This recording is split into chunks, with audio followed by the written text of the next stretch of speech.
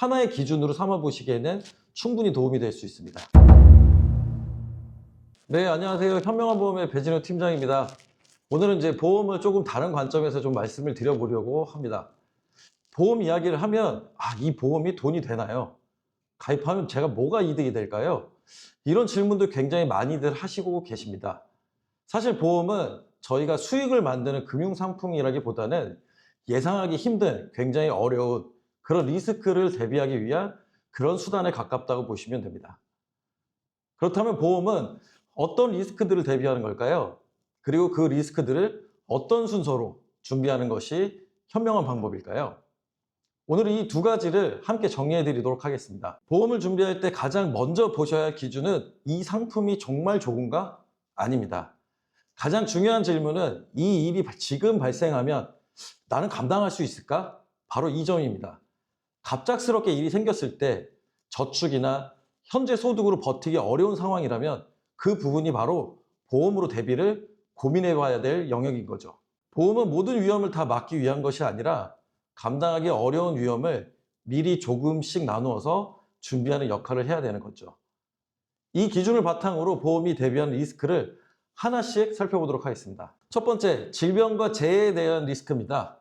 대부분의 경우 가장 먼저 점검하게 대부분 질병과 재해, 즉 다쳤을 때 상해에 대한 리스크입니다. 이유는 비교적으로 단순합니다. 발생 가능성이 굉장히 높고요. 치료비와 함께 소득 공백이 동시에 발생할 수 있기 때문입니다. 아프거나 다치게 되면 치료에 집중해야 될 시기에 비용 걱정까지 함께 하게 되는 경우는 굉장히 많습니다. 특히 요즘은 의료기술이 발전하면서 입원 기간은 점점점 짧아지고 통원 치료가 늘어나는 추세이다 보니 오히려 체감되는 경제적인 부담이 굉장히 커지고 있습니다. 그래서 질병과 재해에 대한 대비는 보험 준비의 첫 단계로 되는 경우가 굉장히 많습니다. 다만 이 과정에서는 가족력이나 지금까지 본인에게 발생했던 질병이나 사고 이력, 그리고 건강검진 결과 등을 함께 살펴보는 것이 도움이 됩니다. 두 번째는 사망에 대한 리스크입니다. 사망은 누구에게나 언젠가는 찾아오지만 문제는 그 시기와 상황을 예측할 수 없다는 점이죠.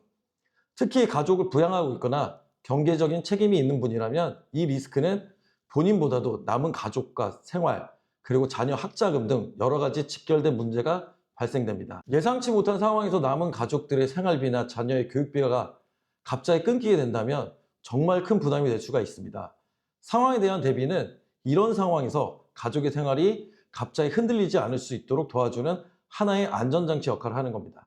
물론 가족 구성이나 상황에 따라 필요한 수준은 달라질 수 있습니다. 세 번째는 조금은 생소하게 느껴질 수 있는 바로 장수의 리스크입니다. 오래 사는 것이 문제라고 생각할 수도 있나요? 예전에는 오래 사는 것이 무조건 축복이라고 여겨졌지만 요즘은 생각이 많이 달라지고 있습니다.